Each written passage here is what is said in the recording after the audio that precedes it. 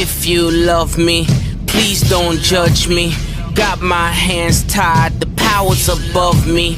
Don't shoot the messenger, I'm just a puppet here. If you wanna place blame, then look to the puppeteer. Family, fortune, envy, jealousy, privilege, passed on, legacy, secret, sabotage, borderline, felony, suicide, subtract, selfish, pedigree, yeah.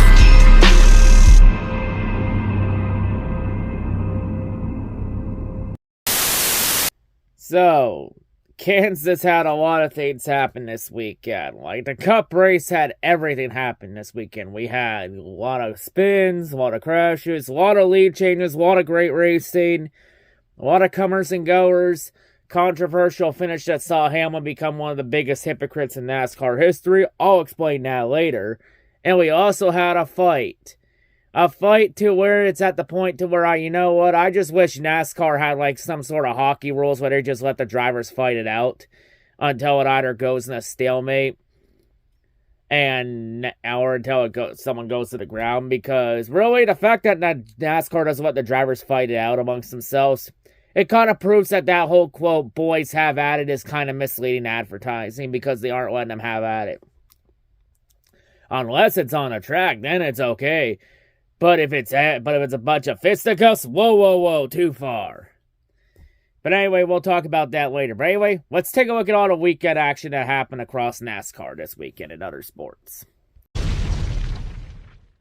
So, starting off, we had the Euro Series season opener in Valencia, Spain. So, the Euro Series has officially started up their season now, which means out of all the big active NASCAR series left, there's now only one that hasn't started up yet.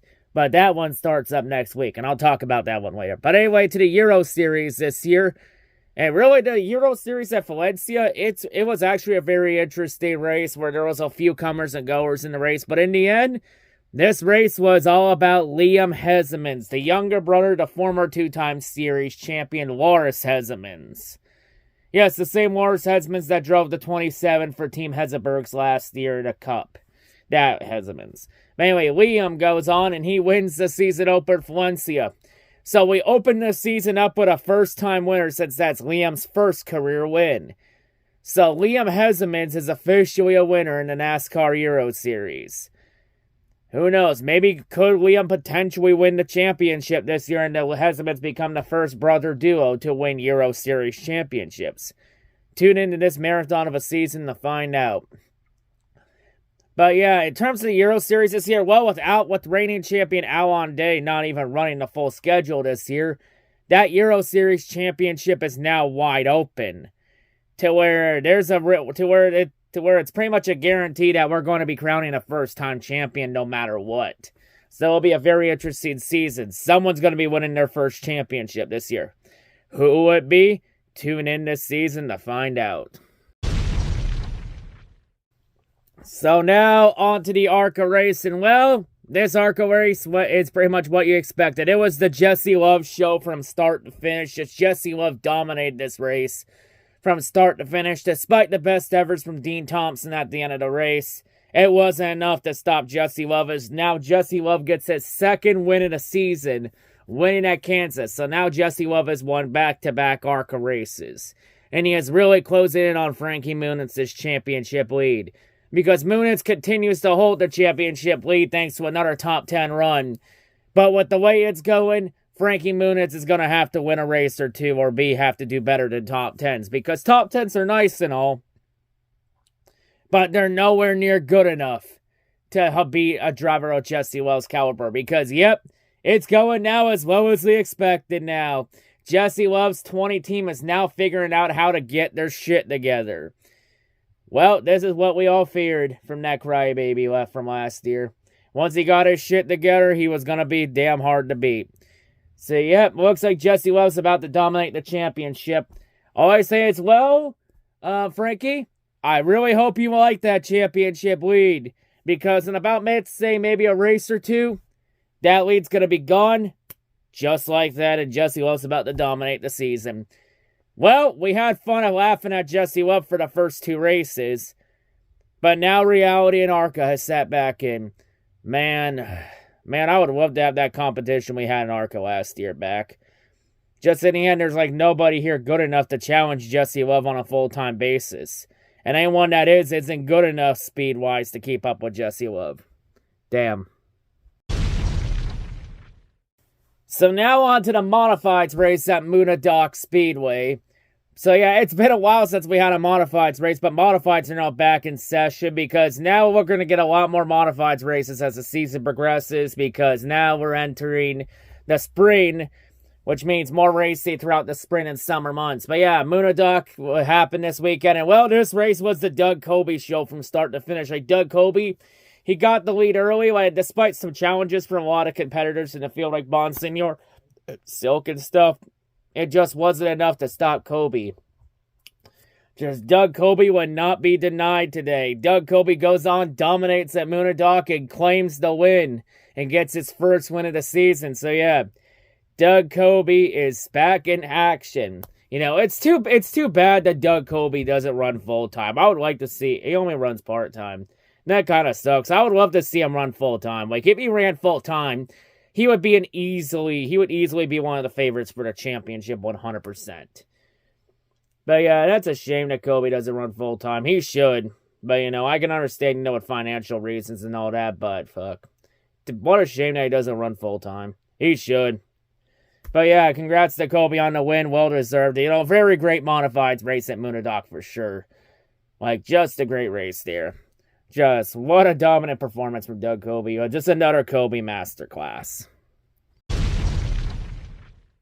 So now on to the trucks race in Kansas. And well, the early portions of this race, it looked like it was going to be another Kyle Busch dominant fest in the truck series. And then Kyle Busch's team completely collapsed and fell apart from stage 2 on. And then it was just a bunch of comers and goers throughout the truck race at Kansas. A lot of different lead changes. But in the end, one driver stood tall over the field and held everyone off at the end. And that driver was Grant Enfinger. He decided that last year was an off year for GMS and Enfinger was going to come back strong. And Enfinger did, getting the win at Kansas again, his first win this season. So Grant Enfinger gets the win, and Enfinger now looks like he has a spot in the chase potentially locked up. We'll find out later this summer as the summer months progress. As now in the truck series, we are now officially halfway through the truck series regular season. Another reason why the fucking truck series does not need a goddamn chase grid. Like, we're already halfway through the regular season in goddamn in May. For trucks. Because the truck chase starts all the way in fucking July.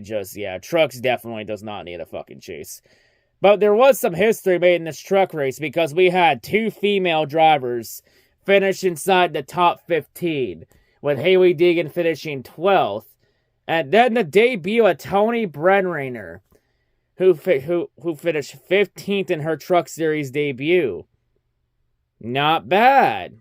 Like, for a first start, not bad. That's actually pretty good. You know, Haley Deegan, though, kind of expect better out of Deegan, considering she's in a fucking Thor Sport truck. Like, Deegan honestly should be a lot better than that, but yeah. But yeah, so we're midway through the truck series regular season. It's safe to say that the championship favorite is Shane Smith 100%. Like, Shane Smith is more than likely the favorite for this truck series title. Like, hell, he's the only driver locked in the truck series chase 100% right now. But yeah, it's looking like so far it's Shane Smith's championship to lose. Can anyone challenge him? Tune into the second half of the regular season in the truck series gimmick chase to find out.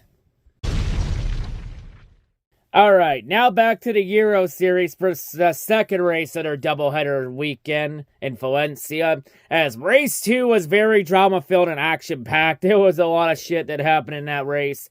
A lot of comers and goers, a lot of shit happened. In the end, it was a 2-driver battle for the win between Martin Dubeck and Lucas Lassery. And in the end, Lucas Lassery would stand tall, and Lassery would get his first Euro Series win in 5 years, dating back to 2018. Lassery gets the win in Valencia to split the Euro Series doubleheader weekend with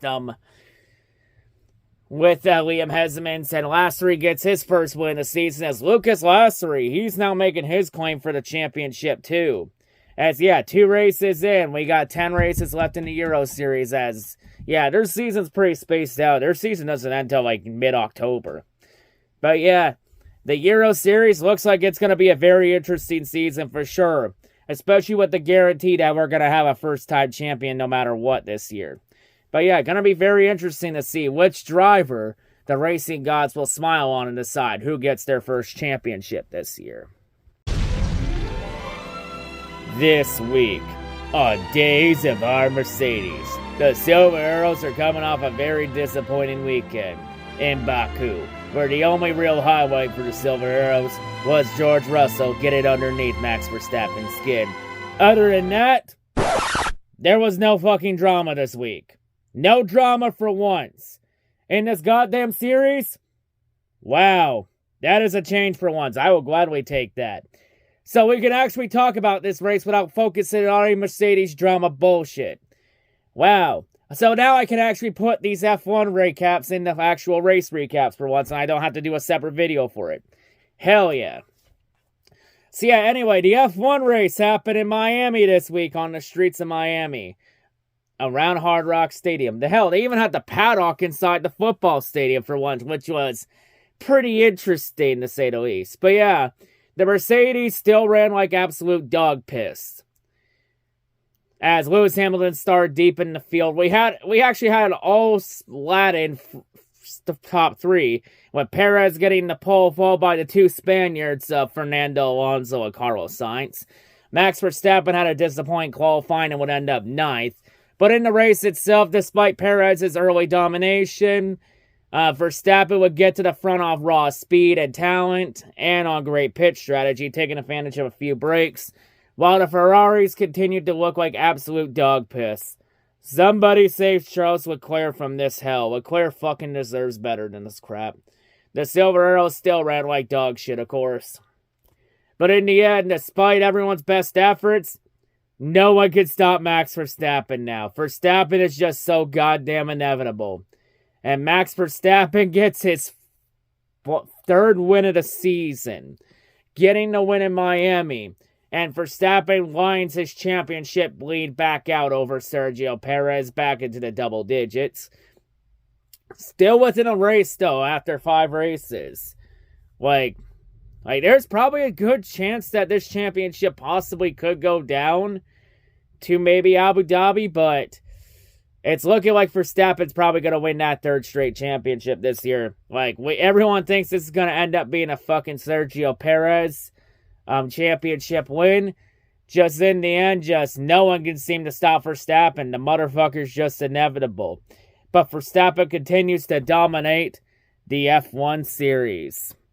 Man, and no wonder, how the fuck did this sport ever come close to NASCAR in the ratings? Oh yeah, that's right, F1 has way better marketing than NASCAR can ever dream of. Yo, hey, yo, ho, super much, super much, yo, hey, yo, ho, super much, super much, yo, hey, yo, ho, super much, super much, yo,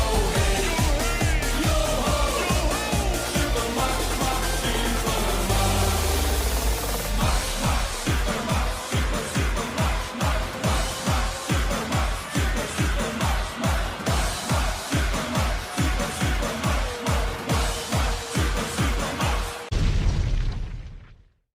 So now on to the Cup race at Kansas. And well, this race was easily the race of the fucking year. Easily the race of the weekend. There really wasn't anything controversial NASCAR did. After the last 3 weeks of terrible NASCAR officiating, with NASCAR missing a loose wheel, and then the inconsistency from Talladega and Dover with a car stalled on pit road, and NASCAR throwing the caution on one instance and then not doing it on the other and pretending to be fucking morons about it.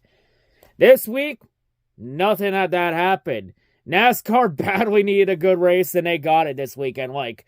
Really everything happened in this race. Yeah, we had a bunch of cautions and a few spins here and there, but there was good racing in the times that they weren't fucking spinning out and wrecking all the time. Like, a lot of comers and goers in this race, there really wasn't a dominant car in this race. It was really whoever got good track position, like Deustains, you know. It was just a really good race. Like, a lot, like this race even set a record for lead changes at Kansas with 37, which is the most we've had on a non-super speedway in a decade, which is very crazy. So yeah, some great racing there. Like, a lot of comers and goers in this race. You know, a lot of everything that happened this week. You know, not even anything to resemble a locale of the week this week. Unless you want to count the NASCAR officials, which we'll talk about in a little bit.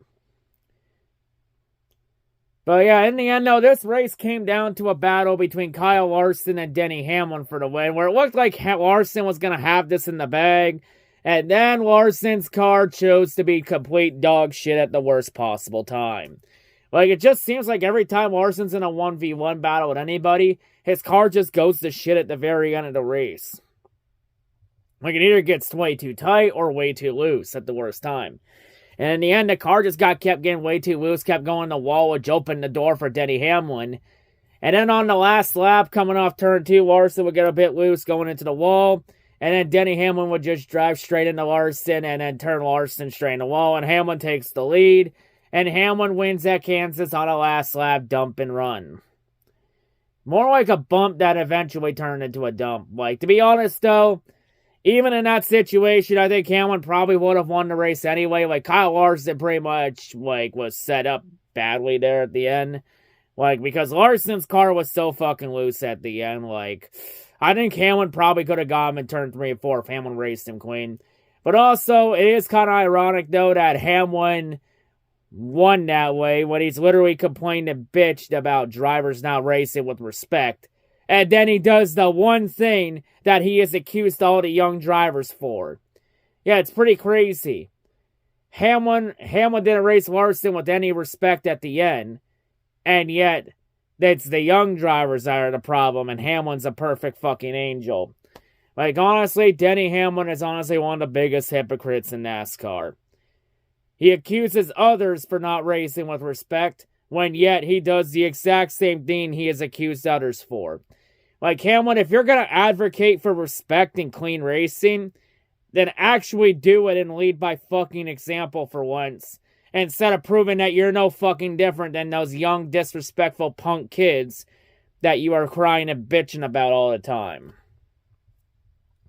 But yeah, in the end, though, you know, Hamlin did earn the win fair and square, though, and nonetheless, Hamlin would have won the race anyway.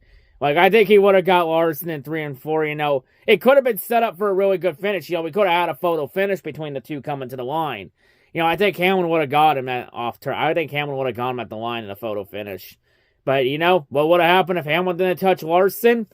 We'll never truly know. But, of course, for Denny Hamlin, it's his 49th career win, which means Hamlin is now 1 win away from tying Junior Johnson for most wins by a driver without a championship. But yeah, I say is, yeah, so Hamlin gets his win and he'll potentially could lock himself in a chase. We'll find out later this season.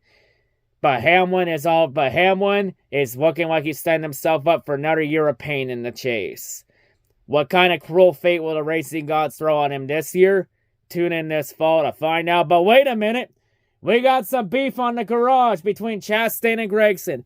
We got a fight. We got some beef for one. Arby's. We have got beef, motherfuckers!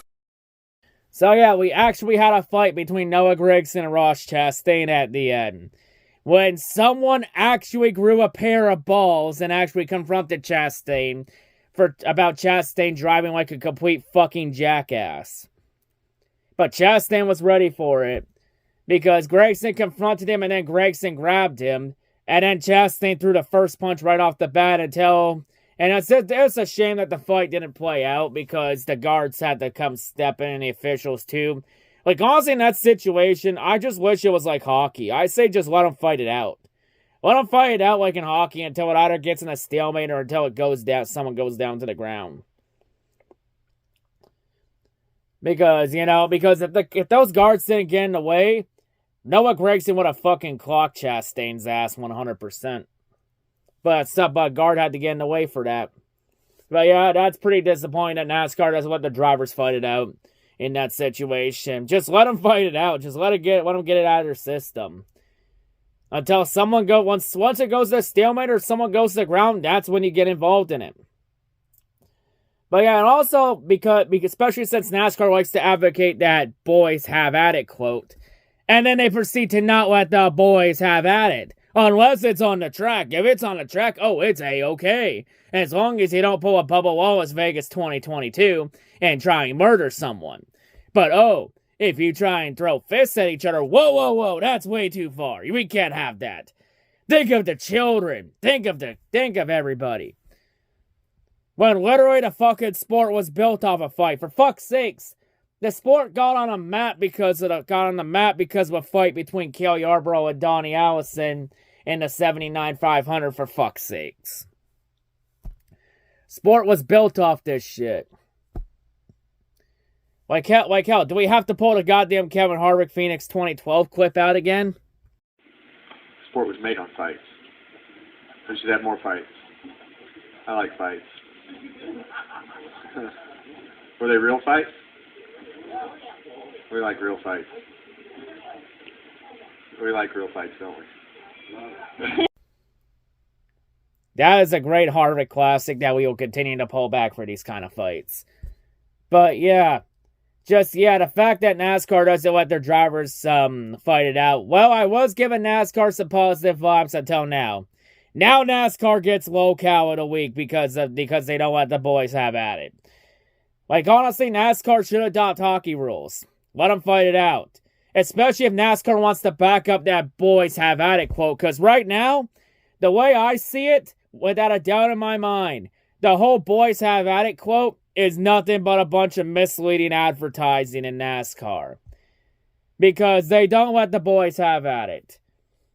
Like, honestly, just let them fight it out. But yeah, honestly, Gregson did fuck around a little bit and find out. Like, honestly, Gregson, if you're going to grab him in that situation, fucking clock him immediately.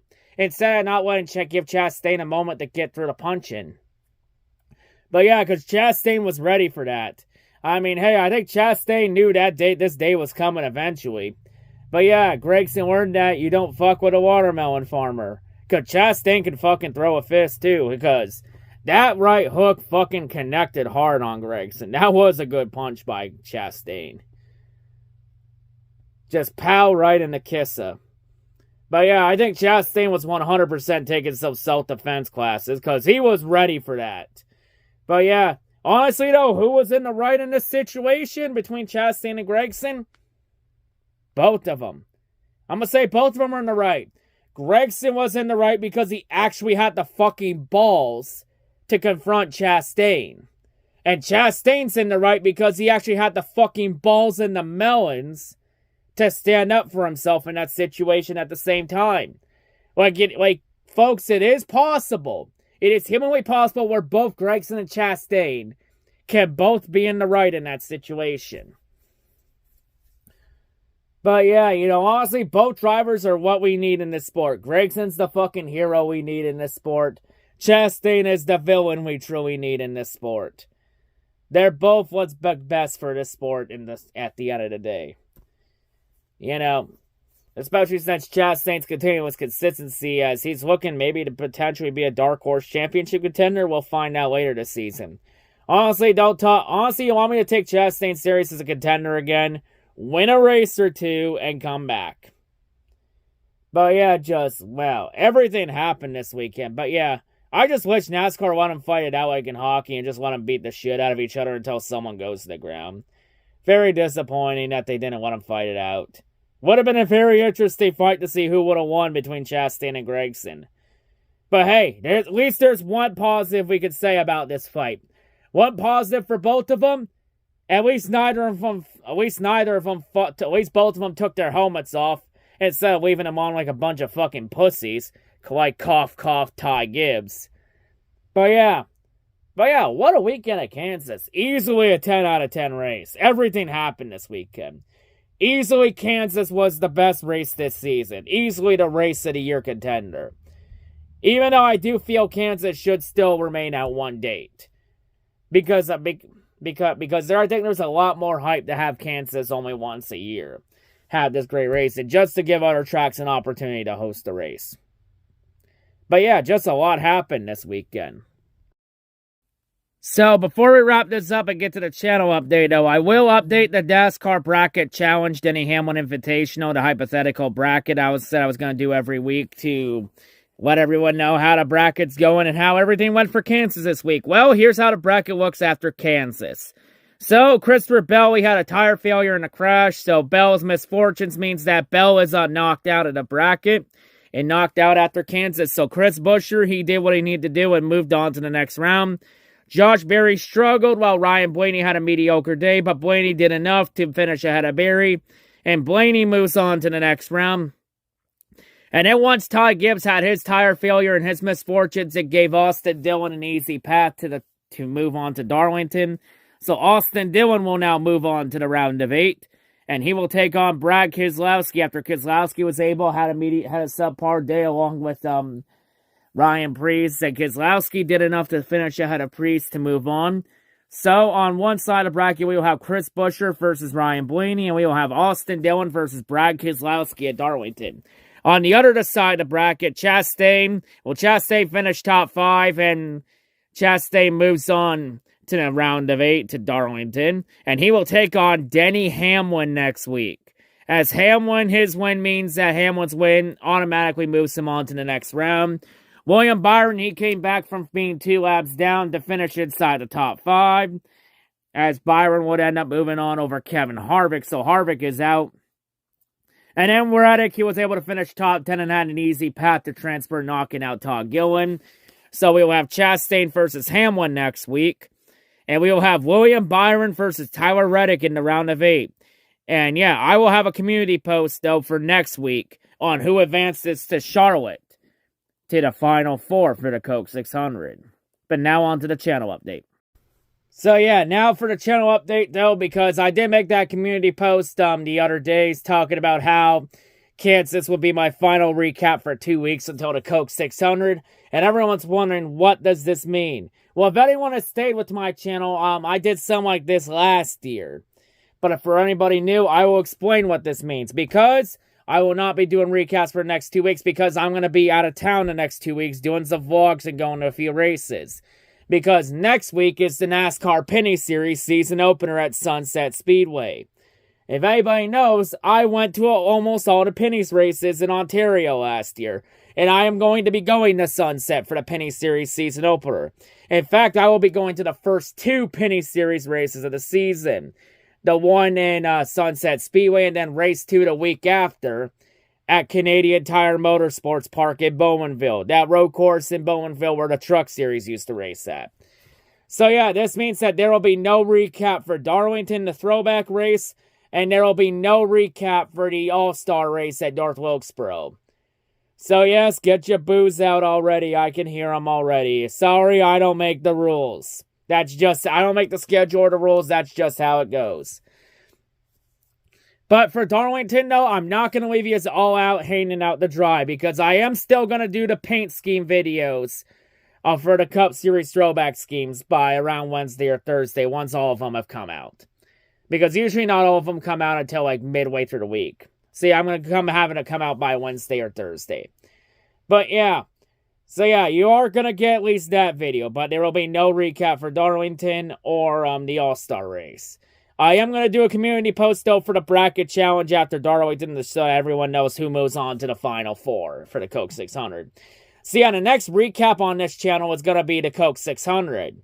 Because the Coke 600, that's actually going to be my only recap for this channel for the next 4 weeks. Because there will also not be a recap for Gateway. And the reason for Gateway is because this is a last-minute announcement here, but I'm actually going to the IndyCar race in Detroit with my good friend Space Mel Ferrari 248. So yes, I am going to be doing a collab vlog with my good friend Space Mel Ferrari 248. Me and him have talked about doing this race for a few years. We were thinking about doing this race in actually around 2020. But then, let's just say, shit hit the fan and it postponed a lot of things. But yeah, Space Mel Ferrari is actually coming up to my place and we're going to go to the IndyCar race in Detroit together.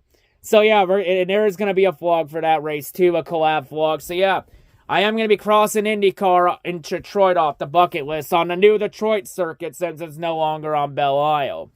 But it'll be very interesting too. But yeah, so yeah, I'm actually looking forward to the collab effort with Space Mode Ferrari 248. There actually might be a few vlogs actually coming throughout that week because Space Mode Ferrari 248 is actually coming up to my place the week before because he's actually going to be at the Indy 500 during Coke 600 week the week before Detroit. And really Indianapolis is actually not too far from my place. It's about a 5.5 hour drive. But yeah, 6.5 hour drive. But yeah, going to be a very interesting collab effort.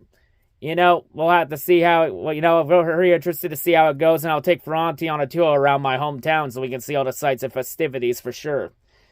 But yeah, a lot of good things, coming up on this channel. You got 2 racing vlogs coming up. Actually, 3 racing vlogs because the IndyCar race as well. But yeah, a lot of things to look forward to in the coming weeks. Got a lot of content though. So even though there's going to be no recaps effectively for 3 of the next 4 weeks, except the Coke 600, I'm not going to leave everyone out to dry completely. There is still going to be content coming to this channel. I'm going to just stress it out here real quick. The NASCAR content is not going anywhere. I'm not stopping it yet. It's still coming. The content is still going to come. It's just going to do it a bit differently because really, to be honest, I usually like to put a lot more effort and attention into my vlogs. Because the vlogs are the main thing I like to do on my channel, which is why I rarely do them. Because it's the content I put the most effort and the most time putting together and releasing. So yeah, you got a couple vlogs coming up in the coming weeks. So yeah, I'm enjoying a couple weeks off from not doing any recaps.